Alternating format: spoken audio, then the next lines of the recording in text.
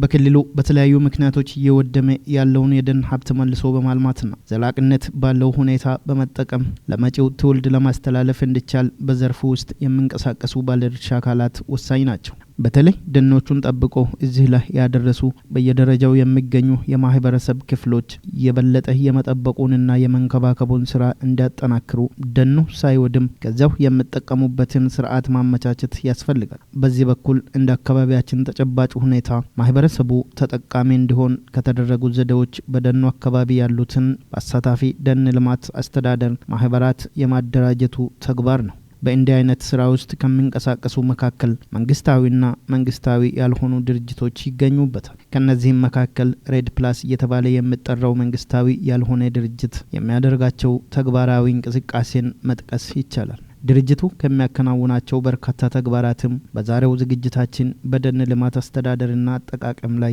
ለባለድርሻ አካላቱ ለተሰጠው የአቅም ግንባታና በስልጠናው የተሳተፉትን የዘርፉን ባለሙያዎችና የስራ ኃላፊዎችን በማነጋገር በአጠቃላይ በስራው ሂደት በበጎ ጎኑ እየታዩ ስላሉ የግንዛቤና መሰል እንቅስቃሴዎች እንደዚሁም ደግሞ በመስተዋሉ ተግዳሮቶችና በመፍትሄ ዙሪያ ያሰናዳነውን ዝግጅት ይዘን ቀርበናል። እስከ መጨረሻ አብራችሁን ሁኑ።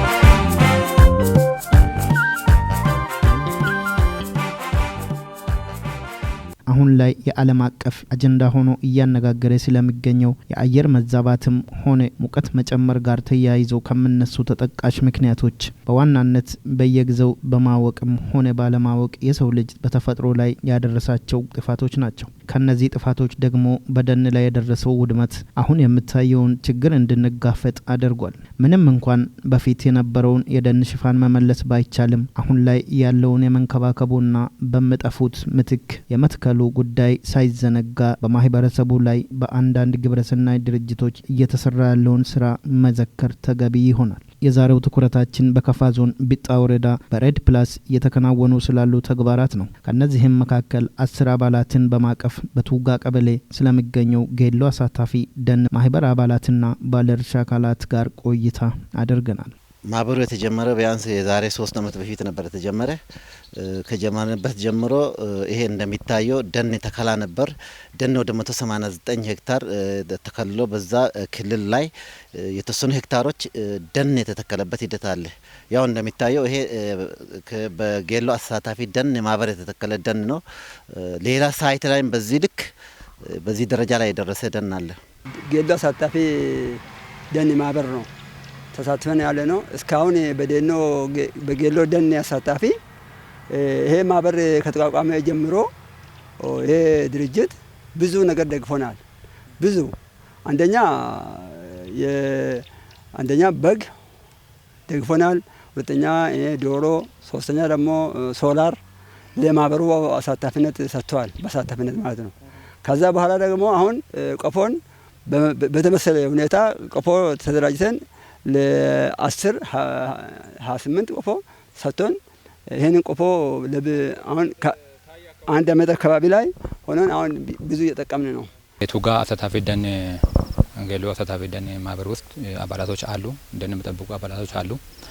ለነዚህ አባላት ያው ፕሮጀክቱ ሬድ ፕላስ ፕሮጀክት የተለያዩ ኑሮ ማሻሻያዎችን አቅርቦ አባላቱ ብዙ ስራዎችን ሰርቶ እየተጠቀሙ ይገኛሉ።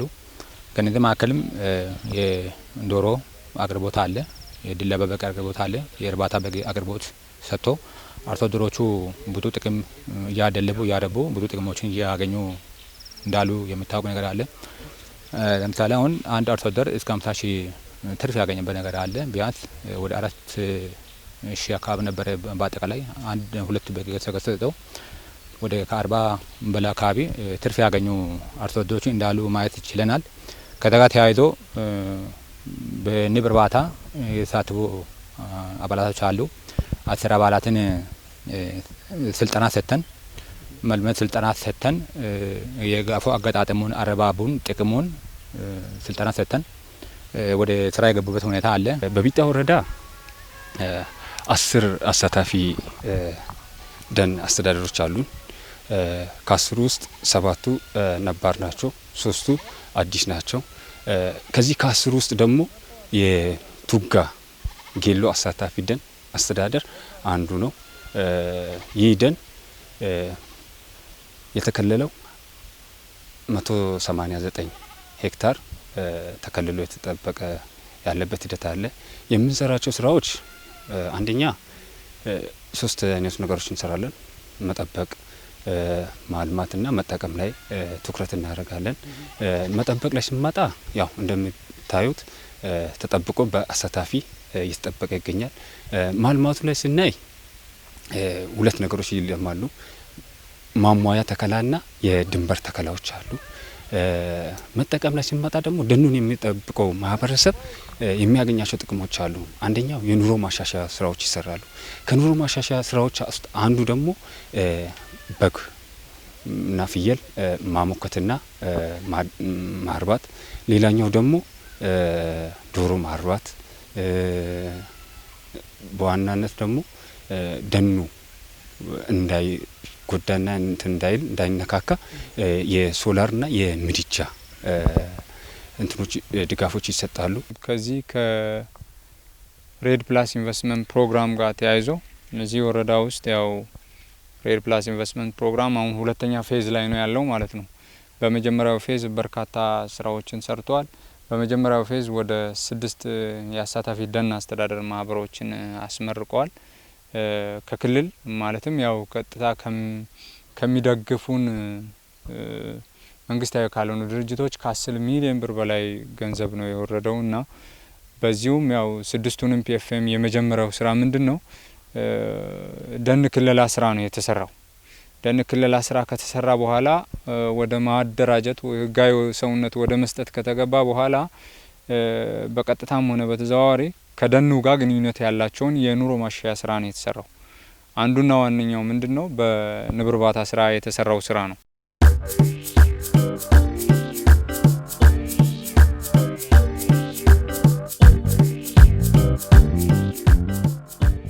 በደኑ አካባቢ ያሉትን እና ከውድመት እዚህ ላይ ያደረሰውን ደን ዝም ብላችሁ ጠብቁ በሚል እሳቤ ብቻ አሁን ያለውን ደን ለትውልድ የማስተላለፉ ጉዳይ የምታሰብ አይደለም። ለዚህም ነው እንግዲህ ሬድ ፕላስ እና መሰል ድርጅቶች ከመንግስት ጋር በመሆን ደኑን ከመጠበቅ በተጓዳኝ በማህበረሰቡ ኑሮ ማሻሻያ ላይ የሚሰሩት። ያነጋገርናቸው የጌሎ አሳታፊ ደን ማህበር አባላት ለዚህ ጥሩ ማሳያ ናቸው። ንብ እርባታ በዚህ በኒኡስ በጌሎ ደን ማህበር ስር በኒኡስ ለ10 ተደራጅተን 28 ቀፎ ነበረን። 28 ቀፎ ቢያንስ 1 አመት አካባቢ ነው ስራውን ከጀመርነው። ይሄ ንብ ማለት ማር ጥቅሙ ይሄ ነው ተብሎ አይነገርም። ማር ጥቅሙ ንብ ከማባዛት ጀምሮ ማር በጣም የጎላ ጥቅም አለ። ማር የመድኃኒትነት ባህሪ ያለው በጣም እየተጠቀምን ነው ያለ ነው። ሬድ ፕላስ በዚህ በጌሎ ደን ማህበር አስተባባሪዎች በኩል ቀፎው ድጋፍ ተደርጎልን ነው ወደ ስራ የገባ ነው። ቀፎው ደግሞ በጣም እጅግ ዘመናዊ ቀፎዎች ከመሆናቸው የተነሳ በተለያየ መልኩ ነው እስካሁን በዚህ አካባቢ ላይ ያልተለመደ ቀፎ ነው። እስካሁን ያልተሰራበት ቀፎ አይነት ነው የተጠቀምነውና ቢያንስ ይሄንን ስራ እስካሁን ያልተሰሩት አካባቢዎች ደን በስፋት ያለበት አካባቢ ምክንያቱም ይሄ በጣም ያልተሰራበት ስራ ስለሆነ በቂ ምርት ማግኘት እንችላለን የሚለው ሀሳብ አለኝ። ያልተሰራበት አካባቢ ላይ ቢሰራ ቀጣይ ትኩረት ተሰጥቶ ቢሰራ የሚለው ሀሳብ ነው የሚሰጠው። እኛም ደግሞ በዚህ ዙሪያ ላይ ይህንን ደን በማልማት በመትከል ብዙ ሰዎችን ማህበራትን አሳትፈን ጥሩ ልውጥ አመተን ደን አንድ ሰዓት ብቻ ብዙ ሰዓት ላይ አለምተን የቆየ ሰዎች ነን። አሁን ደግሞ ቀፎም ደግሞ በዚህ ሂደት ለራሱ ለወጣት ይህንን ስራ እንደሰሩ ብለን ግንዛቤ ወስደን ያለ ነው። እሺ በዚህ አኳያ ለቀጣይ ላይ ድርጅቱ ቀጣይ ላይ እንደዚህ መደግፍ ሆኖ ተከታይ ወጣቶችንም እንደዚህ አደራጅተን ስራ እንዲሰሩልን ብዬ ነው ከማስቀጠል አንጻር ሁለት አይነት ማስቀጠሎችን እንሰራለን። አንደኛው ማስቀጠል ስራ ሁሉም ፒኤፍኤሞቻችን በንብ ማነብ ስራዎች የግድ ይሰሩልናል። ምክንያቱም አንደኛው ንብ ማነብ በተፈጥሮ ምንድነው ዜሮ ኢሚሽን ወይም የአየር ንብረት ለውጥ ብክለት ላይ ዜሮ ኢሚሽን ነው፣ ብክለቷ ዜሮ ነው። ሁለተኛ ደግሞ ይህ ምርት ስታመርት ደግሞ ደኑን ሳታወድመው ነው። ይሄ ነገር በደንብ በስፋት መሰራት የሚገባው ነው። ይሄኛው ቡድን ደግሞ ማስቀጠል ላይ ሲመጣ ደግሞ ይሄኛው ዛሬ ላይ ያያችሁት እንዳጋጣሚ ሆኖ አንድ የቀፎ ንብ ላይ ነው አይደለ? ነክስት በቀጣይ ላይ ደግሞ ሁለት አይነት ንቦችን እንከታለን።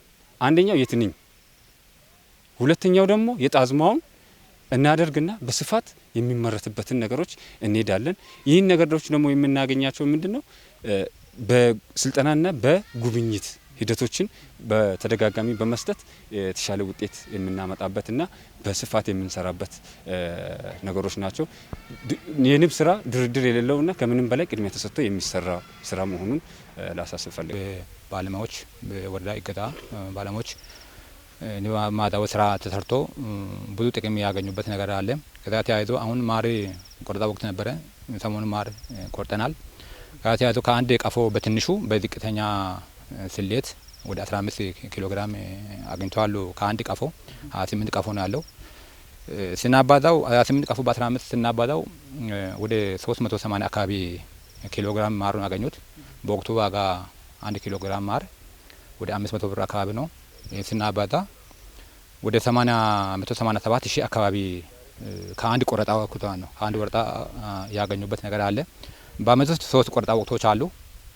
187 ሺህ ሲባዛ በ3 ስናበዛ ወደ 560 አካባቢ ብር የሚያገኙበት አጋጣሚዎች አሉ። ከተያይዞ የኛ አርሶ አደሮች አሁን ተነሳሽነት በአሁን ከማህበር በተጨማሪ በግልም አሁን ለማርባት መነሳሳቶች አሁን ስላሉ ጥሩ ጥቅም እያገኙ ድርጅቱም ጥሩ አቅርቦት ቀርበው ማህበራቱ እየተጠቀሙ ይገኛሉ ብዬ ነው። የንብ ማነብ ስራዎች ይሰራሉ።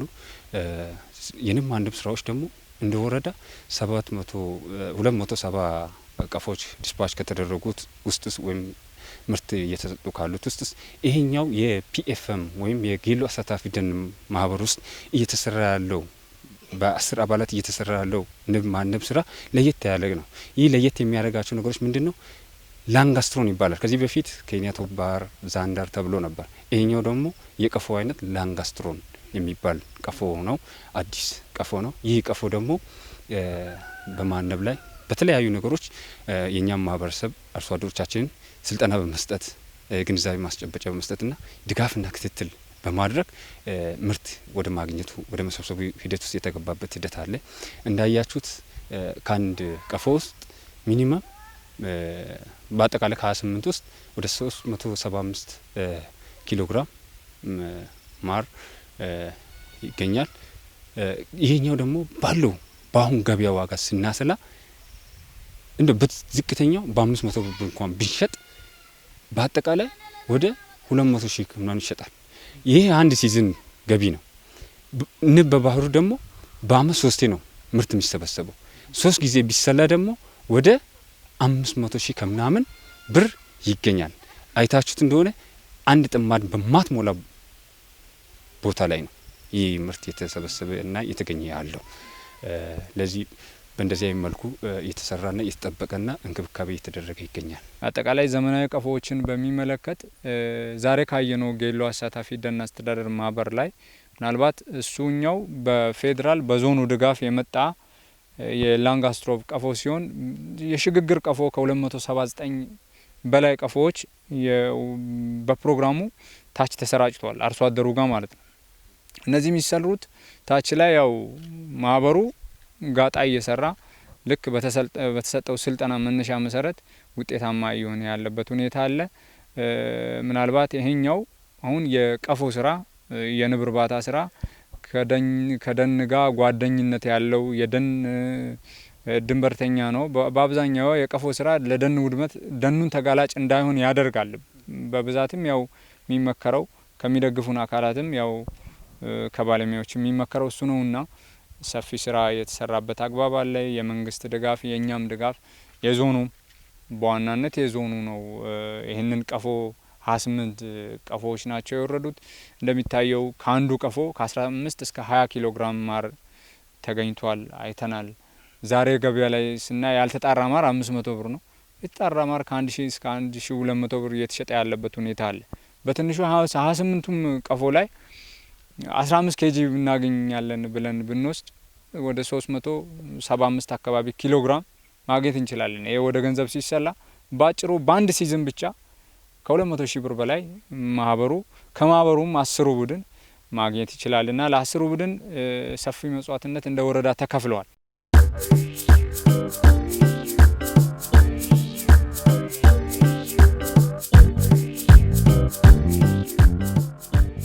በወረዳው በአጠቃላይ በሬድ ፕላስ ከታቀፈው 19181 ሄክታር በላይ የደን ሽፋን ውስጥ በጌሎ አሳታፊ ደን ማህበር የተያዘው 188 ሄክታር በላይ ነው። ስለዚህ ሌሎች ማህበራትም ደኑን በመንከባከብ በመጠበቁና በአግባቡ እየተጠቀሙ ለትውልድ የማስተላለፉን ጉዳይ ከግምት በማስገባት ከሬድ ፕላስ እና ከመንግስት ጋር እንዲሰሩ አስተያየታቸውን ሰጥተዋል። ባለሙያዎች በጣም ድጋፍ እያደረጉልን ነው። ባለሙያዎች ቀፎ ከምናስቀምጥበት ሰዓት ጀምሮ እያንዳንዱን ስራ እነሱ አግዞን ነው ለዚህ የደረስ ነው። ከዛም ቀፎዎች እስካሁን እዚህ አካባቢ ላይ ከሚሰራው አይነት ቀፎ ለየት ያለ ስለሆነ ሽቦዎች እንኳን እንዴት እንደምንወጥር እንደገና ደግሞ እያንዳንዱን ስቴፕ በባለሙያዎች ተደግፈን ነው። እንደዚህም ደግሞ በፕሮጀክቱ አስተባባሪ በኩል በቂ ድጋፍ ተደርጎልን ነው ለዚህ መብቃት የቻልነው።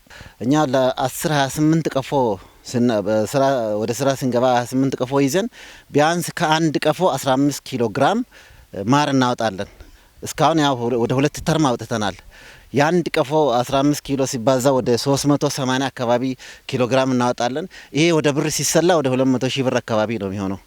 ይሄንን ስራ ውስጥ ያልገቡት ብዙ መስራት ሲቻል ስራ መስራት እየቻሉ ስራ እስካሁን ወደ ስራ ያልገቡትን በዚህ ተደራጅቶ ስራ መስራት እንደሚገባቸው ነው እኔ መልእክት ማስተላልፈው። ምክንያቱም አካባቢያችን በቂ የምርት ማር የሚገኝበትና እንደዚህም ደግሞ ምርት ሲገኝ የኛ ማር ለተለያየ ሀገር ለመድኃኒት የሚፈለግበት አይነት ሁኔታ ስላለ ሁሉም ሰው ደን ያለበት አካባቢ እንደዚህም ደግሞ ደንን መትከል በምንችልበት አካባቢዎች ላይ ደን ተክለን ወደዚህ ስራ ቢገቡ የሚለው መልእክት አለ። ድርጅቱ ወደ 8 ቀበሌዎች ላይ ነው የሚሰራው። 8 ቀበሌዎች ላይ ቀፎ ሰጥቷል። ወደ 250 አካባቢ ቀፎ ሰጥቷል። ከቱጋ ጋር ወደ 270 አካባቢ ቀፎ ነው ሰጠው። ስለዚህ አሁን 8ቱ ቀበሌ ላይ ንብ ስራ ይሰራል። ውጤት እያገኙ ነው ያሉት። ይሄ የመሻ ቀበሌ ነው። ይሄ ቀበሌ ሌሎች ቀበሌዎች ላይ አንጋነዲ ሀማን የሚባሉ ጎደፎን ባሉ ቀበሌዎች ላይ ይሄ የማር ምርት እየሰበሰቡ የሚጠቀሙበት ሁኔታዎች አሉ። ስለዚህ በዚህ አጋጣሚ ማቅረብ የምፈልገው ሌሎች ከአባል ውጭ የሆኑ አርሶ አደሮች፣ ወጣቶች ይሄ ንብ ስራ ሰርተው ተጠቃሚ የሚሆኑበት አጋጣሚዎች አሉ። አሁን ውጤታማ ስለሆነ ይሄን ስራ ቢሰሩ ውጤታማ መሆን ይችላሉ። እነዚህም በጣም ተነሳስተው ከማህበር ባሻገር በግልም አሁን ለመስራት ከውጤት አይቶ ማለት ውጤት አይቶ ከስልጠና ጀምሮ እስከዚህ ያለው ነገር የነሱን ፍላጎት በጣም ከፍ ያለ ስላደረገ እነዚህም በተጨማሪ ብዙ ስራዎችን እየሰሩ ስለሆነ ወጣቶችም ስራ አጡ ወጣቶች በዚህ ስራ ቢሰማሩ ትልቅ ውጤት አግኝተው የራሳቸውን ኑሮ መምራት የሚችሉበት ሁኔታ ቢጠቀሙ የሚል አስተያየት አቀርባለሁ። ለሁሉም ላስተላልፍ እንፈልጋቸው ነገሮች የኛ ወጣትና የኛ ማህበረሰብ ደን ብቻ ተሸንሽኖ ተሰጥቶት ያንን ብቻ ለማልማት የሚጠብቅበት ሂደቶች ናቸው ያሉት። ያን አስተሳሰብ መቀየር ግድ ይላል። ምክንያቱም ደኑ እንደተጠበቀ ሆኖ ንብ በማነብ ብቻ ቅድም እንዳልኳችሁ ከአንድ ጥማድ በማትሞላ ይህ ደግሞ በጓሯችን መስራት የምንችላቸው ነገሮች ናቸው። በጓሯችን በአጥር ጥግ ቀፎዎችን በማስቀመጥ ብቻ የተሻለ ገቢ መገኘት የሚችል በመሆኑ መሬት ብዙ መሬት ማይጠይቅ የአካባቢያችን ነገር ንብ በመሰረቱ ከ80 ኪሎ ሜትር ርቀት በላይ አበባ ቀስማ ነው የምትመጣው። ግን በአካባቢያችን ደግሞ ብናስቀምጥና ቀፎዎችን ብናስቀምጥ ሁላችን ባለንበት ዙሪያ ደግሞ በደን የተከበብን ማህበረሰብ ነን። ለዚህ በደን የተከበብን ማህበረሰቦች ስለሆን የኛ በአጥር በቤታችን በእርሻ ማሳችን በተለያዩ ቦታዎች በምናስቀምጥባቸው ቦታዎች ላይ ንብ የማነቡ ስራ በቀላሉ ጉልበት የማይጠይቅ በአጭር ጊዜ ውስጥ ጠቀሜታ የሚሰጥ በነገራችን ላይ ቅድም ትላንት ስንጠቀም ለመብል ፍጆታ በዋለው ራሱ ለጤንነት ትልቅ አስተዋጽኦ የሚያበረክት ነገር ቢኖር የማር አስተዋጽኦ ነውና ለዚህ ወጣቱ መሬት ጠባቂ ሳይሆን ያለውን ነገር ማልማትና በትንሽ መሬት የተሻለ ገንዘብ ማግኘት እንደሚችል ይሄ ጌሎ አሳታፊ ደን ውስጥ የተደራጁ አባላትን ማየት የሚችሉበትና የነሱ ውጤት ደግሞ ቤታችን ላይ እነዚህ አባላት ደግሞ ለነዚህም አባላት ማሳሰብ የምፈልገው ይሄ በዚህ ማህበር ታጥሮ መቀመጥ ሳይሆን በቤታቸውም ደግሞ በዚህ አይነት መልኩ ደግሞ በስፋት እንዲሰራም ላሳስባቸው እፈልጋለሁኝ። ይሄ ሲሰራ በመሰረቱ ያንድ ሰው ውጤት አይደለም። በነገራችን ላይ የወረዳው ስትሪንግ ኮሚቴ፣ የወረዳው ቴክኒክ ኮሚቴ፣ በዋናነት የእርሻና ተፈጥሮ ህብረት ስራ ልማት ጽህፈት ቤት ባለሙያዎች፣ ጽህፈት ቤት ኃላፊዎች፣ የሳይት ባለሙያዎች እና የማህበሩ ተነሳሽነት ሁሉ የተቀናጀና በድጋፍና በርብርብ የተሰራ በመሆኑ ከጎናችን ሆኖ እስካሁን ለዚህ ውጤት ላደረሱልን ምስጋና ላቀርብላቸው ፈልጋለሁ። ከአሳታፊ ደን አስተዳደር ከማስተዳደር ስርዓት አንጻር ስናይ ምናልባት እንደ ክልል ሊሆን ይችላል።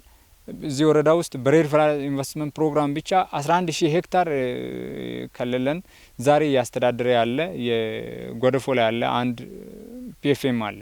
ያ ፒኤፍኤም ማለት ነው አንዱ ጨፌያማ የሆኑ መሬቶችን ጥብቅ ደኖች ለምርምር ለተለያዩ ነገሮች የሚሆኑ ደኖችን የያዘ ደን ነውና ሬድ ፕላስ በዋናነት ለዚህ ወረዳ ማህበረሰብ ለደኑም ጭምር ሰፊ ድጋፍ አድርጎ ከመንግስት ጋር እየሰራቸው ያላቸው ስራዎች በጣም ጥሩ ስራዎች ናቸው። በተጨማሪ ደግሞ ደኑ ማለት ማህበሩ የተከላ ፕሮግራም አለው።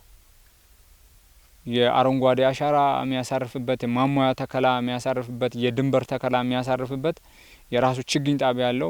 በፕሮግራሙ ያሉ ችግኝ ጣቢያዎች አሉ። አልፎም ደግሞ ከወረዳውም መንግስት በሚደገፉ የችግኞች ተከላ ፕሮግራም እያደረገ ቅድም እንዳያችሁት ለአገልግሎት ማይሆኑ ማሳዎችን ጭምር ተከላ ተደርጎ ምንጮች እየወጡ ወደ ነበረበት ወደ አረንጓዴ መልክ እየመጡ ያሉበት ሁኔታ አለና ሰፊ ስራዎች በዚህ በኩል ተሰርተዋል። እንዳልኳችሁ ከ5 አመቱ ወዲህ ብቻ 3 ፒኤፍኤሞች ክለላ ተደርጓል። ተመርቆ ኦን ያልሆኑ ቢሆኑም አጠቃላይ 8 ፒኤፍኤሞችን በዚህ ፕሮግራም ተከልለው ለማህበረሰብ ህጋዊ ሰውነት ተሰጥተው የተለያዩ ኑሮ ማሻያ እንዳልኳችሁ ከአንድ ቀን ጫጩት እስከ 48 ቀን ቄብና ኮክኔ የቀፎ ስርጭቱን ጨምሮ ማለት ነው። ቅድም እንዳያችሁት ሌሎችንም የስልጠናም የማቴሪያል ከልብስ ጭምር ማር ማጣሪያ ማሽኖችም ጭምር ዘመናዊ ሶላሮችም ጭምር የተሰጡበት አግባብ ነው ያለው። ሰፊ ስራ ተሰርቷል። ውድ ተከታታዮቻችን በደን ላይ ከደረሰው ውድመት በመነሳት ለችግሩ መፍትሄ ሊሆን ይችላል ከሚል እሳቤ ለጉዳዩ ትኩረት በሰጡት መንግስታዊና መንግስታዊ ባልሆኑ ድርጅቶች በየቦታው የተጀመሩ ፕሮጀክቶች ሲሳኩ ብቻ ወደ ታሰበው መድረስ እንደሚቻል በመረዳት ሁላችንም በእያለንበት የተጣለብንን እንወጣ እያልን የዛሬው ዝግጅታችንን እዚሁ ቋጨን። በሌላ ፕሮግራም እስከምንገናኝ ቸር ቆዩልን።